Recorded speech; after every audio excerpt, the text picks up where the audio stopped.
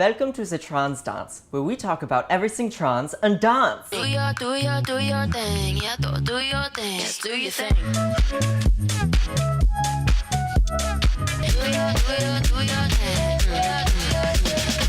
Today, I have Miss Matty Lynn Barnes on our show. Hi, so nice to be here. There's always the question, at what point did you know? Right. And I know for me it wasn't clear, but I had things that I did from a young age that I was like, oh, I'm just not going to deal with that right now. Right. And then I would come back and be like, I'm just not going to deal with that right now. Yeah, that sounds similar.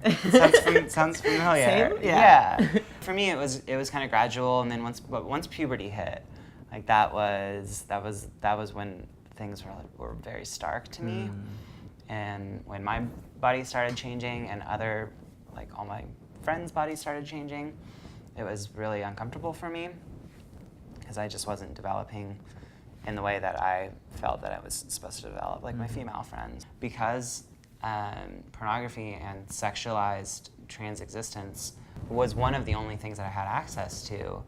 I mean, it filtered everything into that for me too, so it was what I thought to be mainly a sexual thing. I also grew up in a conservative environment that told me porn was the worst thing in the world and totally, totally awful. So it was just like all of this negativity, and it kept me from being it seemed like a life that would be so awful, and it's because it was framed through this very, very, very, very narrow window. Can we now, dance?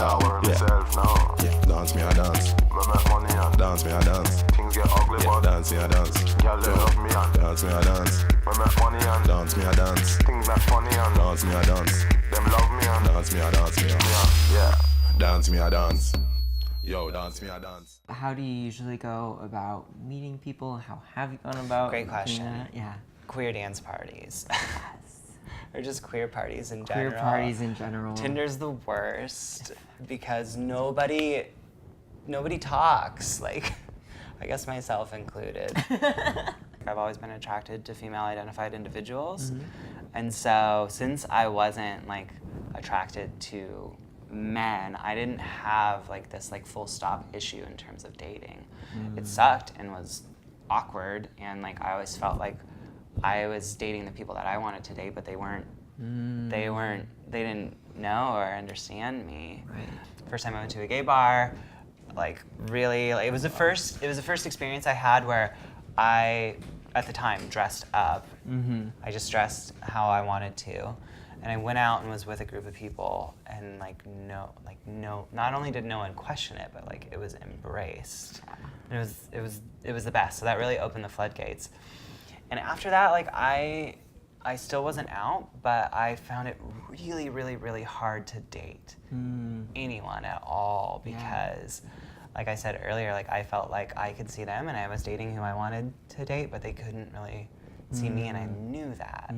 So I just shut down for a while until I actually fully came out, fully started identifying as I have always wanted to, and like gain some confidence. Because I wanted to go into dating with the person knowing precisely who they were dating. I had spent 27 years of my life always going into relationships with this thing in the background, and Right. something hidden.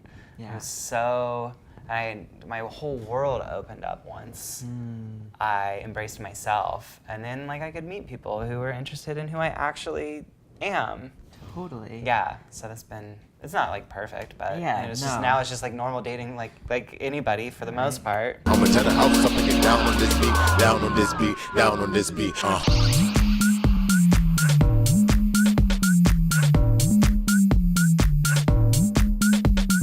If you like what you've seen, check out Slayful on Instagram, Facebook. Support our Patreon. That will help us produce more content like this. And we'll see you next time. Do you ever just dance with your food?